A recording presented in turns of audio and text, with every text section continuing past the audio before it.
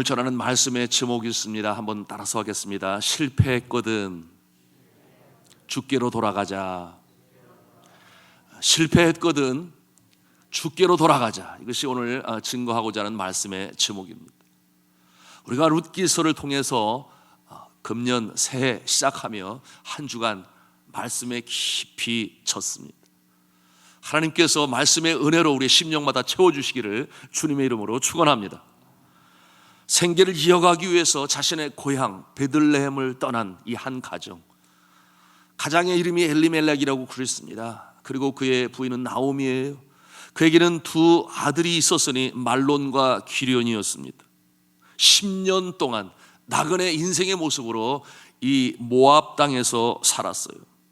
그리고 이 두 아들은 그 땅에 있는 이방 여인, 두 여인과 결혼을 했으니 이 여인은 이 아들과 함께 살면서 나름 소망을 가지고 희망 중에 살았으나, 그러나 정말 상상치도 못할 큰 불행이 닥쳐오게 되었으니 가장인 엘리멜렉이 죽었습니다. 그리고 두 아들도 죽었어요. 세상에 어떻게 이런 일이 일어날 수 있을까? 여러분, 정말 눈앞이 캄캄하고 그야말로 무엇을 어떻게 해야 할지 모르는 이와 같은 캄캄한 상황에 이르렀습니다. 확장이 무너지고 그와 같은 상황 가운데서도 여전히 생명이 붙어 있으니 살기는 살아야 되는데, 그러니 또 먹기는 먹어야 되는데 먹을 것을 구하기 위하여 또 일하지 않을 수 없는 그와 같은 상황에 이른 나오미였습니다. 우리가 상상해 볼 수 있어요. 가장이 없는 가정에 나오미와 두 명의 남편 없는 며느리, 누구입니까? 오르바와 룻이에요. 이 세 명의 여자의 삶이 얼마나 기구하고 힘들었겠습니까? 그와 같은 삶에서도 꿋꿋이 삶을 유지하였습니다. 여러분, 이와 같은 모습이 가능했던 것은 바로 이 나오미가 여전히 가지고 있는 여호와 신앙 때문이었어요.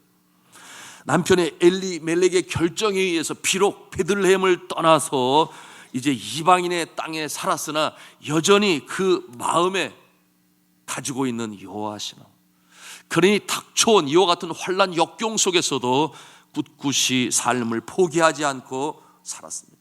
하나님께서 나에게 주신 운명이다 생각하며 견뎠어요. 그리고 이 두 며느리는 이 시어머니의 신앙을 보는 것입니다. 그러니 이 어머니의 신앙을 보면서 자신들도 그렇게 꿋꿋이 견디며 살았습니다. 자, 이 역경 속에서 살아가는 이 세 명의 여인의 모습을 우리가 말씀을 통해서 볼 수 있으니, 여러분 8절에 나와 있는데 우리 다시 한번 읽도록 하겠습니다. 시작. 나오미가 두 며느리에게 이르되 너희는 각기 너희 어머니의 집으로 돌아가라. 너희가 죽은 자들과 나를 선대한 것 같이 여호와께서 너희를 선대하시기를 원하며. 아멘. 무슨 말씀이에요? 너희의 친정으로 돌아가라. 그러면서 나오미 하는 말이 무엇입니까? 너희가 죽은 시아버지와 너희 남편들에게 선대하였고 잘하였고 그리고 나에게도 잘하였으니, 그렇게 말하고 있어요. 그러니 이제 하나님께서 너희들이 그렇게 한 모습처럼 너희에게 복을 더하실 것이다, 그렇게 말씀하고 있으니 이 며느리들이 그 시아버지에게도 남편에게도 그리고 이후에 나오미에게도 잘했음을 우리가 볼 수 있습니다. 나오미는 여전히 인간의 이 생사화복의 주권이 하나님의 손에 달려있다 하는 것을 믿음으로 갖고 있었습니다. 그분이 심판을 하시든 징계를 주시기도 하시지만 여하튼 하나님께서 인간의 생사화복의 주관자가 되신다라고 하는 그와 같은 신앙을 가지고 있었어요. 그러니 가장이 없어도 또한 두 자녀가 없어도 그렇게 꿋꿋이 자신의 운명을 개척해 나갔던 모습이에요. 저는 이 같은 모습을 보면서 우리 교회 안에 이제는 남편을 먼저 보내신, 그러나 꿋꿋이 신앙생활을 해나가시는 성도들의 모습을 떠올리게 되었습니다. 바로 그와 같은 모습으로 열심히 사시는 것이죠. 이제 머지않아 하늘나라 올라갈 때에 이제 사랑하는 남편을 만날 수 있겠다.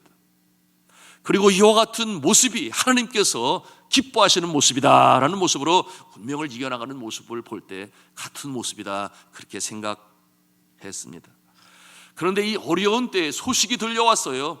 저 베들레헴 땅, 하나님께서 특별히 계획 속에, 손길 속에 있었던 그 땅에 거민들이 이제 회개하고 주님 앞에 돌아오게 되니 하나님의 은혜가 임하였다. 그러므로 풍년이 들게 되었다 하는 이와 같은 소식을 듣게 되었습니다. 어제도 우리가 말씀으로 나누었죠. 떠나지 말았어야 했는데 하나님께서 특별히 계획하신 그 땅, 손길이 있는 그 땅, 여러분 이 베들레헴이라고 하는 그곳은 하나님께서 마음에 합한 자 이스라엘 백성들을 태평성대로 가장 큰 영토를 누리게 했던 성군 아니었겠습니까? 다윗의 고향이 될 땅이었어요. 그런가 하면 장차 미래에 이 땅의 구원자로 임하실 예수 그리스도께서 탄생하실 바로 그 땅이었으니 그 땅을 떠나지 말고 그곳에서 견디며 여호와 신앙으로 회개하고 똑바로 설 때에 하나님께서 이처럼 풍년으로 돌이키실 것인데 그새를 참지 못하고 떠난 인생. 그런데 이제 베들레헴이 바로 그 모습처럼 풍성하게 풍년으로 들게 하시니, 여러분 우리가 어려울 때일수록 쉽게 포기하고 떠나는 것이 아니라, 세상을 바라보는 것이 아니라 주님 안에 더욱 바짝 가까이 다가가서 주님 안에서 승리하시기를 주님의 이름으로 축복합니다. 환난과 역경이 닥쳐올 때에 내 자신을 돌아보고 나는 영적으로 깨어있는가, 정말 하나님과의 관계가 풍성한가, 그렇지 않다면 회개하고 주님 앞에 돌아올 때에 어디에서 역사가 나타나는가, 바로 그와 같은 현장에서 나타나는 것이지 세상 어디에 있다 아니다 그 말이에요. 이 소식을 들은 나오미가 이제 자신의 고향으로 돌아가기를 소망합니다. 그래서 돌아가게 되죠. 늦었어도 너무 늦었어요. 약속의 땅 베들레헴으로 돌아와요. 그때 두 며느리 중에 이 막내 아들의 아내였던 룻이 따라 나섭니다. 시어머니 나오미를 쫓아가겠습니다. 그렇게 끝까지 고집을 피우는 거예요. 이와 같은 고집은 좋은 고집이겠죠. 여러분, 이와 같은 모습이 바로 택정하신 하나님의 손길임을 우리는 볼 수 있어야 되는데요. 이방인의 땅 모압 여인인 룻이, 여러분, 이 시어머니를 따라오게 된 이유가 있었으니 그것은 나오미가 보여준 그 꿋꿋한 여호와 신앙 때문에 그렇게 되었어요. 그 모습을 따라서 이제는 신앙인이 되어 있어요. 16절의 말씀을 통해 우리가 그 모습을 볼 수 있어요. 또한 17절의 말씀을 통해서도 이 룻의 신앙이 얼마나 참 단단한 신앙인의 모습이 되었는지 그 모습을 보면 감동을 받아요. 16절 후반부에 저가 고백을 합니다.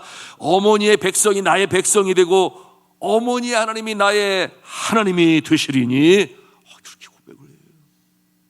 그런가 하면 또 17절에 뭐라고 고백을 합니까? 한번 같이 읽도록 하겠습니다. 17절입니다. 시작.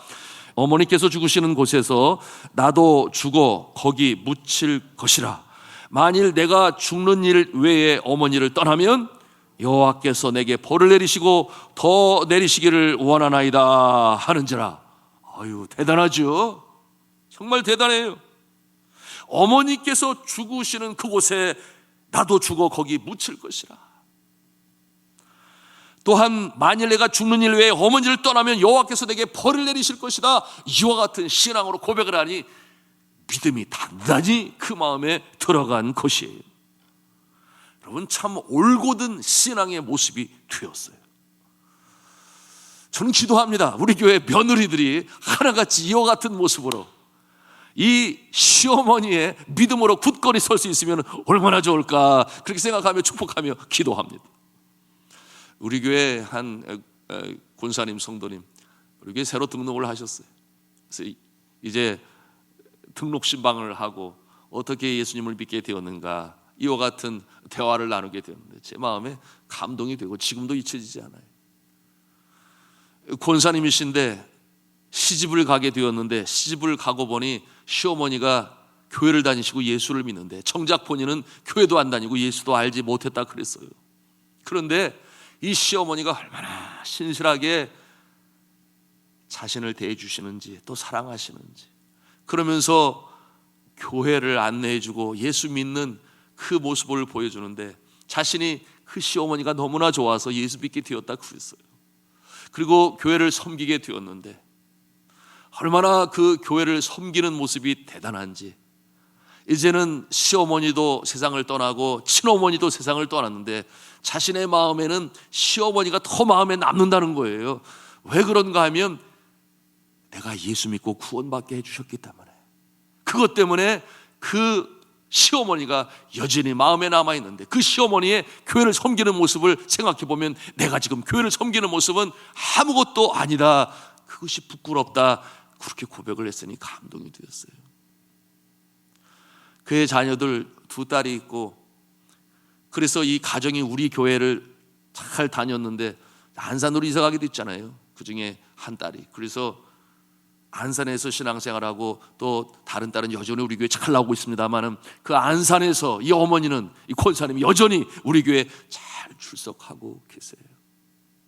사랑하는 성도 여러분, 이렇게 믿음은 물이 위에서 아래로 흘러가듯이 위에서 아래로 흘러가는 것이니 우리에게 이 책임이 있음을 우리는 잊어서는 아니 되겠습니다.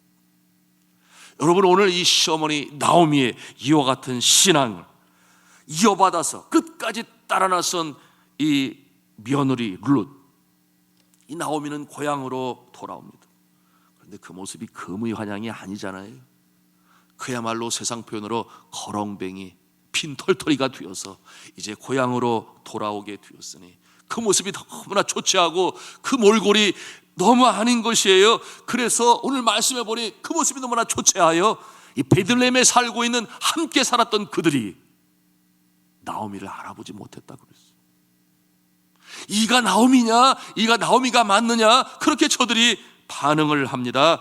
그것이 19절에 있는 내용이에요. 반신반의하는 그와 같은 고향 사람들의 모습을 보여주고 있어요. 여러분, 10년이라는 세월이 흘렀으니 이제는 너무나 연로해서 늙어서 몰라 보았을까요? 그것이 아니에요. 갈 때의 모습과 이제 나타난 모습이 너무나 다르기 때문에 그들이 알아보지를 못했습니다. 갈 때는 분명 남편과 2 아들을 앞에 내세우고 그렇게 떠났는데, 근데 이제 나타난 모습은 남편이 어디로 갔는지 없고 아들도 어디로 갔는지, 그리고 옆에는 초라한 이방 여인의 모습이 있으니 못 알아볼 것도 뭐 과언이 아니지요.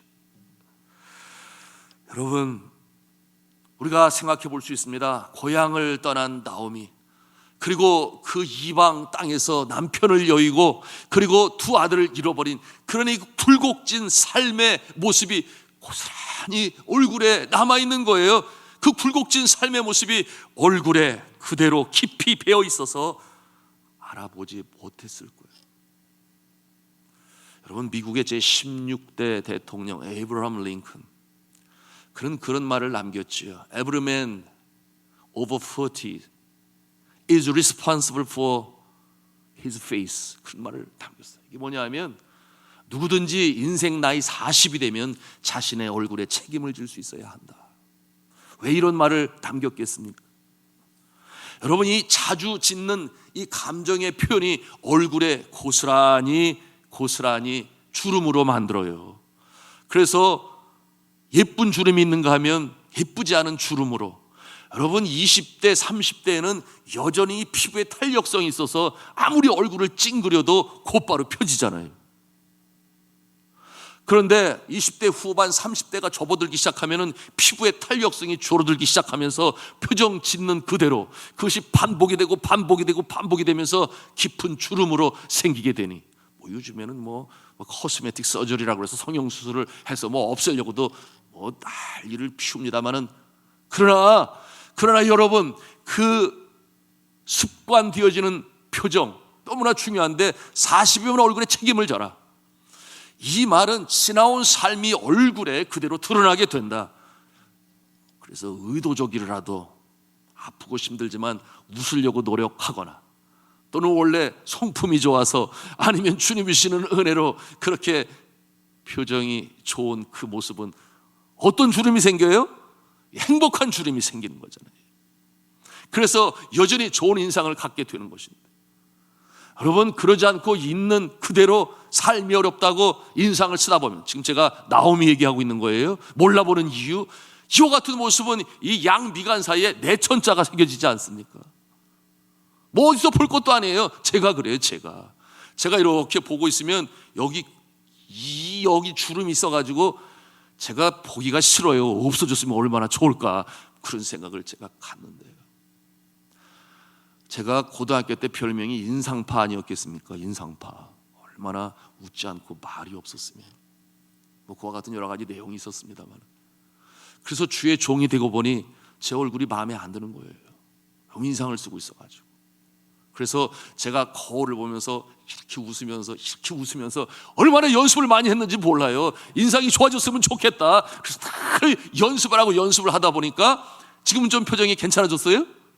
사람들이 좀 인상이 괜찮다 그래. 그래봤자 뭐 조금 좋아졌겠죠. 그런데도 지금 제가 웃지 아니하면 제 인상이 그렇게 좋지가 않아요. 자, 사랑하는 성도 여러분, 자꾸만 웃으려고 노력하시기 바랍니다. 푸시킨의 시키처럼 삶이 그대를 속일지라도 슬퍼하거나 노하지 마시고, 성경이 말씀하는 것처럼 항상 기뻐하라. 항상 기뻐하라.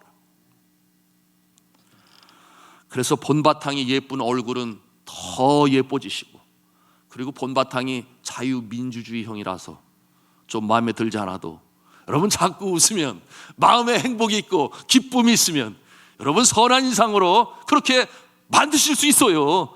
근데 그 중요한 것은 우리의 심령 가운데 성령의 열매가 가득할 때, 주렁주렁 맺을 때, 사랑과 실화과 화평과 오래 참음과 자비와 양선과 충성과 온유와 절제, 이와 같은 모습이 얼굴에 그대로 변하게 되니 인생 40이면은 자신의 얼굴에 책임을 져라. 사람들이 첫눈에 나오미를 못 알아본 거예요. 그때 나오미의 마음이 더 아팠겠죠. 나를 못 알아보는구나. 그러니 뭐라고 응대를 합니까? 저가 홧김에 말을 합니까? 진심으로 말을 합니까? 나를 더 이상 나오미로 부르지 말아라. 그렇게 말을 하고 있어요. 왜 그렇습니까? 20절 말씀을 우리 같이 읽도록 하겠습니다. 시작. 나오미가 그들에게 이르되 나를 나오미라 부르지 말고 나를 마라라 부르라. 이는 전능자가 나를 심히 괴롭게 하셨음이니라. 나오미라고 하는 이 이름이 나에게 이제는 어울리지 않는다, 그렇게 고백을 하는 거예요. 나오미라는 이름의 뜻이 뭐냐면 환희, 그런 뜻을 가지고 있어요. 환희 또는 사랑스러움, 그런 뜻을 가지고 있는데, 여러분 얼마나 좋은 이름입니까? 그런데 이제는 그와 같은 모습이 아니다. 삶은 너무나 팍복하니 차라리 나를 마라라, 그렇게 부르라. 여러분, 마라, 이 이름의 뜻이 뭐냐? 쓰다, 그런 뜻이에요. 씁쓸하다, 쓰다. 자신의 이 수척해진 모습을 인정하는 것 아니겠습니까? 수치감으로 자신의 슬픔을 토로하는 것이. 21절에 보니까 뭐라고 말씀하고 있는가? 내가 갈 때는 풍족하게 나갔는데 올 때는 비어오게 하셨다. 갈 때는 남편과 아들 둘과 소망에 가득 차서 모압 땅으로 가게 되었는데, 이제는 쉬운 말로 남편도 잃고 아들들도 잃고 빈털터리로 돌아오게 되었다. 내 인생이 너무나 기고하다. 그러니 나를 마라로 불러라. 이와 같은 불행이 여호와 하나님께서 자신에게 벌을 내리셔서 그랬다, 그렇게 고백을 합니다. 이 말은 뭐예요? 자신의 잘못을 인정하고 있는 것입니다. 왜 그런가 하면 인간의 생사화복을 주관하시는 하나님께서 징벌하셨다. 이것은 뭐냐 하면 자신의 잘못에 대한 하나님의 대가가 있었다. 여러분 20절 말씀을 같이 읽도록 하겠습니다. 시작. 내가 풍족하게 나갔더니 여호와께서 내게 비어 돌아오게 하셨느니라. 여호와께서 나를 징벌하셨고 전능자가 나를 괴롭게 하셨거늘 너희가 어찌 나를 나오미라 부르느냐 하니라. 징벌하셨다. 이렇게 말하고 있는 것은, 이렇게 고난이 찾아온 것은 무언가 내가 잘못을 했기 때문에 그 대가로 오는 것이라고 스스로 그렇게 분석하고 있는 것입니다. 어제 우리가 룻기를 시작하면서 함께 나눴어요. 약속의 땅, 베들레헴 땅, 그 땅을 포기하고 육신의 안일함과 편안함을 구가하기 위해서 이방신을 섬기는 이방인의 땅에 그 모압 땅으로 가는 것 하나님께서 기뻐하시는 일이 아니었다. 그렇게 나누었습니다. 여러분, 우리가 내 자신의 잘못을 깨닫는 것은 너무나 중요해요. 여러분, 세상에 취해 살다 보면 잘못이 잘못인 줄을 몰라요. 양심에 화인 맞은 그와 같은 모습도 있어요. 양심이 점점 무뎌져가는 그런 모습도 있어요. 처음에는 아이고 이러면 안 되는데, 내가 주일 성수해야 되는데, 하나님 앞에 신년벽도의 약속을 했는데, 그러다가 한 번, 두 번, 세 번 이렇게 되면은 모르는 거예요. 그러니 이 깨달으면은 너무나 귀하고 그것이 복인데, 여러분, 기도하는 자에게 깨달음이 있는 줄로 믿으시길 바랍니다. 성령께서 그 마음을 찌르시는 거예요. 그럴 때 바로 시정하고 돌이키면 계속해서 복 있는 인생, 형통한 인생으로 살아가는 것인데, 그런데 깨닫지 못하는 경우가 많아요. 그런데 나오미는 깨닫는 것이죠. 이와 같은 모습, 여러분, 이 빨리 깨달음이 없으면 결국 구렁텅이로 절망의 길로 가는 것이니, 여러분, 우리가 정말 늘 깨어 기도할 때 깨달음의 모습으로 주님 앞에 나의 잘못을 고백함으로 다시금 깨끗게 만드셔서 빛 가운데 거하게 하시는 그 능력으로 살아갈 수 있어야 됩니다. 여러분, 이 깨달음이 없으면 어때요? 몸도 안 좋아져요. 술이 안 좋은 것을 알면서도 계속 마셔요. 간이 망가집니다. 폐가 많이 안 좋아지는데도 담배를 끊지 못해요. 사업을 함에 있어서 마찬가지지요.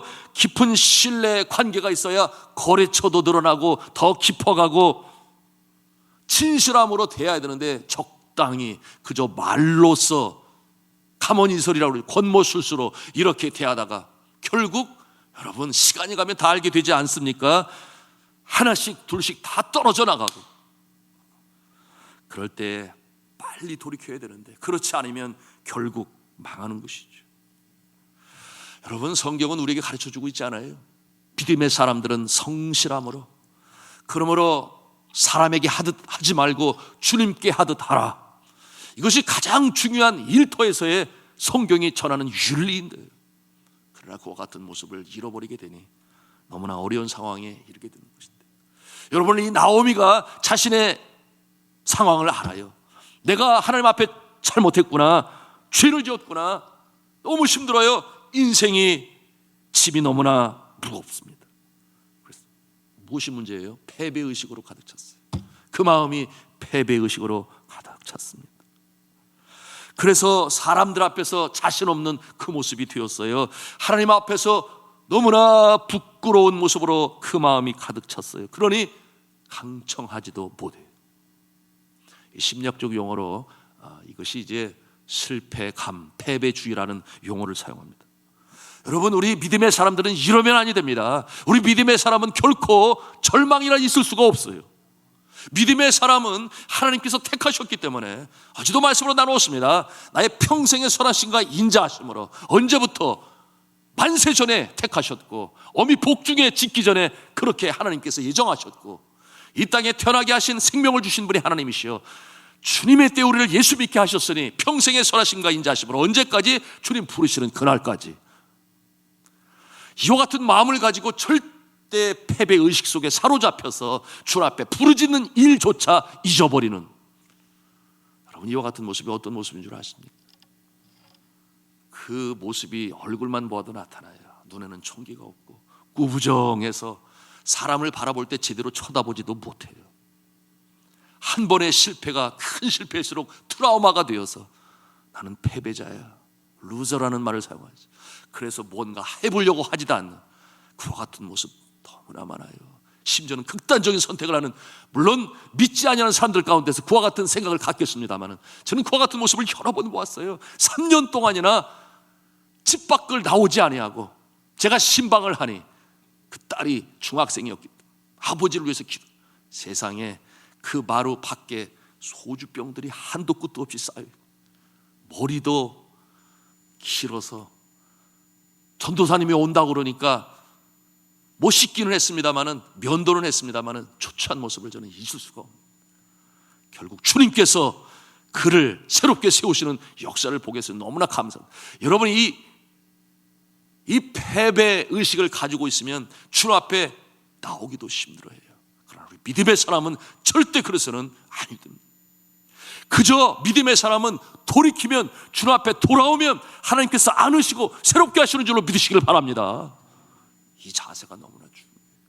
그저 우리는 돌아오면, 돌이키면 주님께서 다시금 안으시고 새롭게 역사하시니, 그와 같은 과정을 통해서 오히려 더 든든한 용서가 되고 준비된 그릇이 되고 새롭게 태어나는 줄로 믿으시길 바랍니다.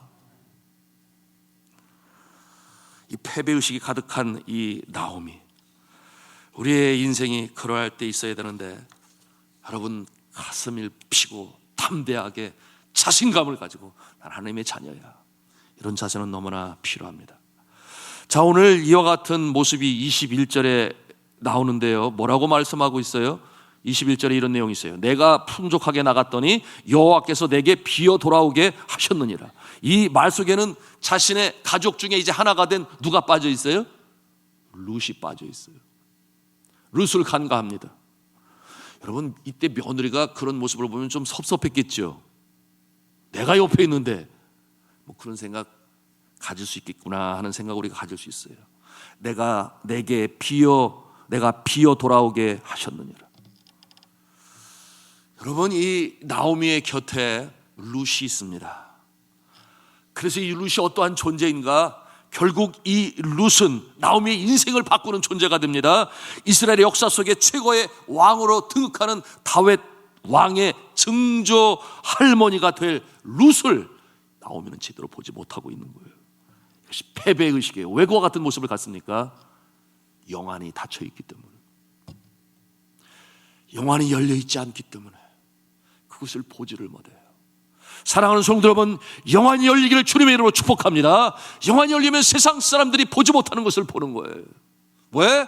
하나님께서 주시는 지혜가 있습니다. 하나님께서 주시는 창조적인 아이디어가 있어요.